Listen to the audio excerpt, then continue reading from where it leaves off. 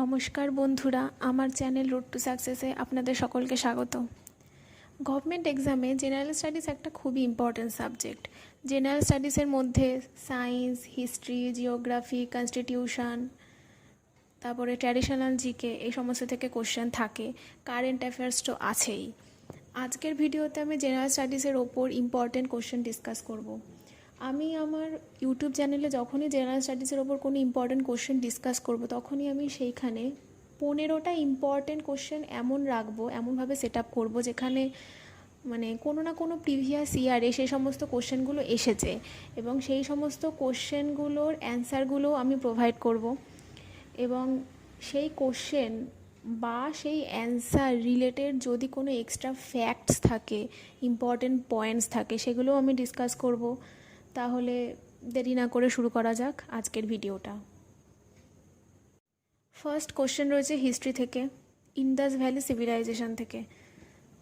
কোশ্চেনটা হচ্ছে, a statue of bearded man was found at option 1 Harappa, option 2 Mohenjo-daro, option 3 Lothal, option 4 কর্দিজি। এখানে right answer হবে Mohenjo-daro. Statue of bearded man পাওয়া গেছিলো মহেঞ্জোদারোতে। এই কোশ্চেনটা খুবই ইম্পর্ট্যান্ট কোশ্চেন। বিভিন্ন প্রিভিয়াস ইয়ারে বিভিন্ন গভর্নমেন্ট এক্সামের পরীক্ষায় এই কোশ্চেনটা এসেছে এর আগে।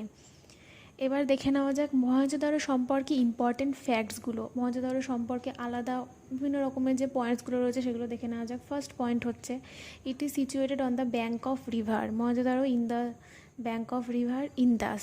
মহেঞ্জোদারো ইন্দাস রিভারের ব্যাঙ্কে রয়েছে। লোকেশান হচ্ছে মহেঞ্জোদারো লারকানা ডিস্ট্রিক্ট অফ সিন্ধ, যেটা বর্তমানে পাকিস্তানে অবস্থিত। 3 নম্বর পয়েন্ট বলেছে, it is discovered by Rakhaldas Bandyopadhyay in 1922। 4 নম্বর পয়েন্ট বলেছে, the local name of Mohenjodaro was the mount of dead. Mount of dead এই নামটা মহেঞ্জোদারো ছাড়াও another important Indas valley site লোথালকেও বলা হয়। তাহলে মহেঞ্জোদারোকেও যেরকম মাউন্ট অফ ডেড বলা হয়, তেমনি লোথালকেও মাউন্ট অফ ডেড বলা হয়। ইন্দাস ভ্যালি সাইটের দুটো সাইটকে দ্য মাউন্ট অফ ডেড বলা হয়ে থাকে। The items that found at Mohenjodaro were. আমি এখানে মহেঞ্জোদারোতে যে সমস্ত আইটেমগুলো ডিসকভার হয়েছে সেগুলো আমি এখানে দিয়েছি। First one bronze statue of dancing girl, second great bath, third হচ্ছে great granary, fourth image of Pashupati, fifth হচ্ছে statue of bearded man.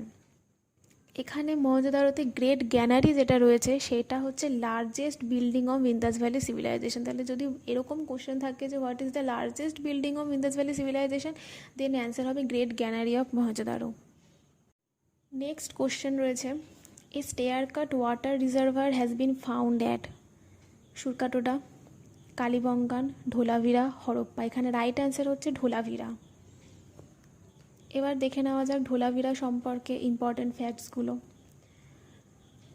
First one, this is situated in the Kutch region of Gujarat. তাহলে গুজরাটে ঢোলাভিরা অবস্থিত। মানে ঢোলাভিরা কিন্তু ইন্দাস ভ্যালি সাইট, যেটা ইন্ডিয়াতে অবস্থিত। ইন্ডিয়াতে এর ঢোলাভিরা ছাড়াও লোথাল আছে, কালীবঙ্গান আছে। এই 3টে সাইট ইন্ডিয়াতে অবস্থিত ইন্দাস ভ্যালি সিভিলাইজেশনের। 2 নম্বর point, the site was discovered by JP Joshi, R S. Bisht. Third point হচ্ছে, it is the latest discovered site. Dholavira 1991 থেকে 1992 সালের মধ্যে ডিসকভার করা হয়েছিল। সব থেকে লেটেস্ট মানে একদম নিউলি। 1991 to 1992 এর মধ্যে ডিসকভার মানে একদম new discovering. 4 number point, it is the only site of Indus valley civilization which was divided into 3 parts, that is the citadel, middle town, lower town. Indus valley সাইটের একটা features হচ্ছে যে Indas valley সাইটের যে সমস্ত টাউনগুলো, প্রত্যেকটা টাউন সাধারণত দুটো ডিভিশন থাকে। একটা হচ্ছে আপার টাউন, যেটা হচ্ছে সিতাদেল, আরেকটা হচ্ছে লোয়ার টাউন। সিতাদেলে বা আপার টাউনে বেসিক্যালি হাই র্যাঙ্কিং অফিসিয়াল যারা এবং যারা প্রিস্ট তারা থাকতো, আর যারা তুলনামূলকভাবে মানে নর্মাল পিউপিল আর কি, তারা থাকতো হচ্ছে লোয়ার টাউনে। কিন্তু ঢোলাভিরা এমন একটা সাইট যেখানে 3টে ডিভিশন রয়েছে। একটা সিতাদেল, যেখানে ওই সেম প্রিস্ট হাই র্যাঙ্কিং অফিসিয়ালরা থাকে। 2 নম্বর হচ্ছে মিডিল টাউন, যেখানে হাই র্যাঙ্কিং অফিসিয়াল বা প্রিস্ট এদের যে সমস্ত রিলেটিভরা তারা মিডিল টাউনে থাকে। আর লোয়ার টাউনে এগেন নর্মাল পিপুলরা লোয়ার টাউনে থাকে। Evidences found in Dholavira. First one, figure of chariot tied to a pair of bullocks and driven by a nude human. 2 number, use of rocks for construction, ধোলাভিরাতে কনস্ট্রাকশনের কাজে রক্স ইউজ করা হতো। 3 number, stadium was found, ধোলাভিরাতে stadium পাওয়া গেছে। 4 number, evidence of signboard inscription, evidence of water reservoir. তার মানে সাইনবোর্ড ইনস্ক্রিপশন কিন্তু ইন্দাস ভ্যালি সিভিলাইজেশনের টাইমে সাইনবোর্ড ইনস্ক্রিপশন ইউজ করা হতো, সেটা ফার্স্ট ডিসকভার্ড হয়েছিল ধোলাভিরা থেকে। Next question, in Harappan period shields were normally made of lead, gold, silver, steatite. এখানে অ্যান্সার হবে স্টিয়াটাইট। হরপ্পান পিরিয়ডে শিল্ডস স্টিয়াটাইট স্টোন আর টেরাকোটা দিয়ে বানানো হতো। Next question, the term Aryan denotes first option an ethnic group, second a nomadic people, third a speech group, fourth a superior race। এখানে right answer হচ্ছে এ superior race. এই কোশ্চেনটা Vedic period থেকে। আরিয়ান কথার অর্থ হচ্ছে generally A superior race is the right answer. Next question, the Greek ambassador sent to Chandragupta Maurya's court was first option Kautilya, second Seleucus Nicator, third Megasthenes, fourth Itzing। এখানে right answer হচ্ছে Megasthenes. Megasthenes Greek ambassador ছিল, চন্দ্রগুপ্ত মৌর্যার কোর্টে এসেছিলেন। আর মেগাস্থিনিসের বইয়ের নাম হচ্ছে indica, যার মধ্যে মেগাস্থিনিস চন্দ্রগুপ্ত মৌর্যার শাসনকাল সম্পর্কে ডেসক্রিপশান লিখেছেন, সেই বইটা হচ্ছে ইন্ডিকা। নেক্সট কোশ্চেন হচ্ছে জিওগ্রাফি থেকে, which of the 4 reason above earth has smallest height? First option stratosphere, second mesosphere, third thermosphere, fourth troposphere. এখানে রাইট অ্যান্সার হচ্ছে ট্রোপোস্ফিয়ার। এই কোশ্চেনটা আর্থের অ্যাটমসফেরিক লেয়ার থেকে করা হয়েছে। এখানে আমি একটা ফিগার দিয়েছি আর্থের অ্যাটমসফেরিক লেয়ারে। এই ফিগারের মধ্যে বোঝাই যাচ্ছে যে আর্থের সবথেকে লোয়েস্ট রিজন হচ্ছে ট্রোপোস্ফিয়ার, তার উপরে রয়েছে স্ট্র্যাটোস্ফিয়ার, তার উপরে মেসোস্ফিয়ার, তার উপরে থার্মোস্ফিয়ার। এখানে অ্যাকচুয়ালি আর্থের সবচেয়ে হাইয়েস্ট লেয়ার হচ্ছে এক্সোস্ফিয়ার, যেটা এখানে এই ফিগারের মধ্যে দেখানো নেই, বাট আর্থের সবচেয়ে হাইয়েস্ট লেয়ার হচ্ছে এক্সোস্ফিয়ার, নট থার্মোস্ফিয়ার। ট্রোপোস্ফিয়ারের অ্যাভারেজ হাইট প্রায় 12 কিলোমিটার, যেটা ইকুয়েটারে 18 কিলোমিটার অ্যান্ড পোলে 8 থেকে 9 কিলোমিটারের মধ্যে ধরা যায়। ট্রোপোস্ফিয়ারের অনেক ইম্পর্টেন্ট ফিচার্স রয়েছে, যার মধ্যে মোস্ট ইম্পর্টেন্ট ফিচার্স রয়েছে ট্রোপোস্ফিয়ারে ক্লাইমেটিক ডিস্টারবেন্স হয়, মানে আমাদের যে সমস্ত ঝড় বৃষ্টি, যে সমস্ত ডিস্টারবেন্সগুলো হয়, ক্লাউড, রেন, এরোসোল, এগুলো সবই ট্রোপোস্ফিয়ারের মধ্যে দেখা যায়। ট্রোপোস্ফিয়ারের মধ্যে এগুলো সব থাকে। ট্রোপোস্ফিয়ার হচ্ছে সবচেয়ে ডেন্স, মানে মোস্ট ডেন্স লেয়ার হচ্ছে ট্রোপোস্ফিয়ার। অবভিয়াসলি এখানে সমস্ত রকমের ক্লাইমেটিক ডিস্টারবেন্স থাকে, আর এখানে মানে মেন কম্পোনেন্ট হচ্ছে নাইট্রোজেন, অক্সিজেন, কার্বন ডাইঅক্সাইড। এই তিনটে হচ্ছে ট্রোপোস্ফিয়ারের মেন কম্পোনেন্ট। আর ট্রোপোস্ফিয়ারের মধ্যে সমস্ত রকমের ক্লাইমেটিক ডিস্টারবেন্সগুলো দেখা যায় বলেই ট্রোপোস্ফিয়ারকে factory of weather or territorial লেয়ারও বলা হয়। আর আরেকটা ইম্পর্টেন্ট পয়েন্ট হচ্ছে ট্রোপোস্ফিয়ারের মধ্যে দিয়ে এরোপ্লেন যায়। নেক্সট কোশ্চেন কেমিস্ট্রি থেকে রয়েছে, which one of the following types coal contains highest percentage of carbon than the rest? First option bituminous, second lignite, third peat, fourth anthracite. এখানে রাইট অ্যান্সার হচ্ছে anthracite. এখানে আমি একটা figure দিয়েছি যেখানে প্রত্যেকটা মানে কোলের যে প্রত্যেকটা ভ্যারাইটিস রয়েছে তার মধ্যে কার্বন কন্টেন্ট এবং ইমপিউরিটিস কতটা রয়েছে সেটা দেওয়া রয়েছে। দেখা যাচ্ছে অ্যান্থ্রাসাইটে কার্বন কন্টেন্ট প্রায় 86 to 92% কার্বন কন্টেন্ট, আর ইমপিউরিটি একদমই কম থাকে, 3 to 14% ইমপিউরিটি থাকে। বিটুমিনাসে থাকে 76 to 86% কার্বন কন্টেন্ট, আর ইমপিউরিটি থাকছে 14 to 46%। সাব বিটুমিনাস মানে পিট আর কি, যেটা তাতে কার্বন কন্টেন্ট 70 to 76% আর ইমপিউরিটি থাকছে 42 to 53%। লিগনাইট সব থেকে বেশি ইমপিউরিটি থাকে, লিগনাইটে সবচেয়ে ইমপিওর, আর কার্বন কন্টেন্টও সবচেয়ে কম থাকে লিগনাইটে, 65 to 70% কার্বন থাকে, আর ইমপিউরিটি থাকে 53 to 63% ইম্পিউরিটি থাকে। দ্যাট মিনস যদি কোশ্চেনটা ঘুরিয়ে করা হতো যে which one of the following types of coal contains lowest percentage of carbon, then answer হতো লিগনাইট। নেক্সট কোশ্চেন জিওগ্রাফি থেকে, which one of the following state has the longest coast line?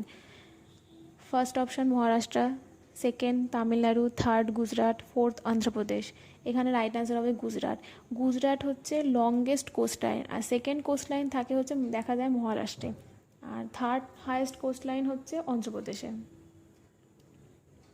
Next question, the constitution, যেটা constitution থেকে রয়েছে, the constitution is declare to have been adopted and enacted by first option constituent assembly, second people of India, third Indian parliament, fourth British parliament. এখানে answer হবে people of India. আমাদের Indian constitution adopted হয়েছিল 26 November 1949-এ, আর came into force হচ্ছে 26 জানুয়ারি 1950। এটা অনেকেরই ভুল হয়, এটা ভীষণ কনফিউজিং, পরীক্ষার হলে ভুল হয়ে থাকে এটা, তাই জন্য এটা সবসময় মনে রাখবে যে কনস্টিটিউশন অ্যাডপ্টেড হয়েছিল 26 নভেম্বর 1949, 26 নভেম্বর 1949-এ কনস্টিটিউশন অ্যাডপ্ট হয়েছে, আর কনস্টিটিউশন চালু হয়েছে ইন্ডিয়াতে, কনস্টিটিউশন স্টার্ট করা হয়েছিল 26 জানুয়ারি 1950 থেকে, that means republic day. Next question, which country accepted the policy of dual citizenship? First option India, second Canada, third Australia, fourth USA. এখানে রাইট অ্যান্সার হবে ইউএসএ।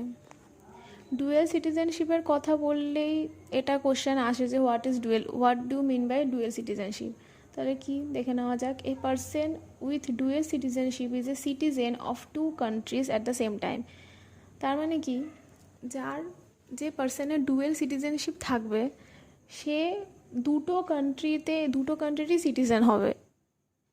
সে যেমন ইউএসের সিটিজেন হবে তেমনি কানাডারও সিটিজেন হবে, এরকম মানে সে দুটো দেশেরই একটা সিটিজেনের যে সমস্ত বেনিফিট রয়েছে নাগরিকত্ব হিসাবে, একটা পার্সনের দেশের মধ্যে যে সমস্ত বেনিফিট সে পায়, সেই প্রতিটা বেনিফিট সে দুটো দেশ থেকেই পাবে, মানে যে কোনো একটা দেশ থেকে না, সে দুটো দেশ থেকে সেম বেনিফিট পাবে। যেমন এবিলিটি টু লিভ, থাকার সুযোগ, work freely in two countries, দুটো কান্ট্রিতেই সে কাজের সুযোগ পাবে, own property in both countries, তার নিজের প্রপার্টি থাকবে, ট্রাভেল করতে পারবে দুটো দেশের মধ্যে, যখন ইচ্ছা সে ট্রাভেল করতে পারবে।